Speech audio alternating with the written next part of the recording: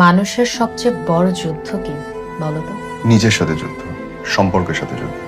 আমরা ডিপেন্ডেন্ট অনেক, মানসিকভাবে আমরা অনেক ডিপেন্ডেন্ট। ধরো তুমি হয়তো মাসে 10 লাখ টাকা ইনকাম করো, 50 লাখ টাকা ইনকাম করো, কিন্তু দেখবা দিন শেষে একজন মানুষের খারাপ কথা, খারাপ আচরণ, তার অনাগ্রহ, তার অ্যাভয়েড তোমার সবকিছুকে অর্থহীন করে তুলতেছে। তোমার কাছে অনেক অর্থ, কিন্তু তোমার জীবনটা অর্থহীন হয়ে উঠতেছে একজন মানুষের সামান্য একটু অনাগ্রহ বা অ্যাভয়েড দিয়ে।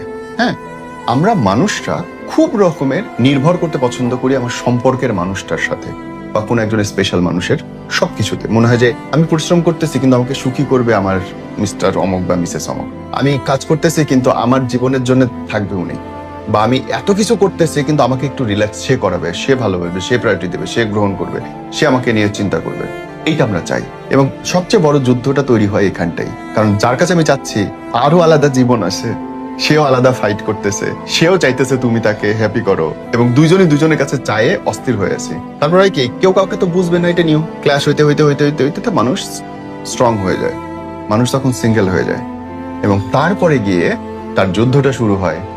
ফাইন, তুমি তো করতেছো না, কেউ করবে না আমার জন্য, আমি নিজেই নিজের জন্য যথেষ্ট, আমার একা থাকা শিখতে হবে। বর্তমান পৃথিবীতে এর চাইতে বড় পিএইচডি আর হইতে পারে না যে কেমনে একা একা সুখী হওয়া যায়। যদি এটা আপনি শিখে যান, আলহামদুলিল্লাহ, আপনার জীবনে আর কোনো ব্যথা থাকবে না। কিন্তু যদি আপনি একবার একা একা বাঁচা শেখেন, ভয় আপনার পার্টনারের জন্য, কারণ সে কোনোদিন আপনাকে আর আগের মতো করে পাবে না। আসবে ঠিক, খুঁজবে ঠিক, সাথে থাকবে ঠিক, কিন্তু মনে হবে যে এই মানুষটা আশেপাশে কোথাও নেই।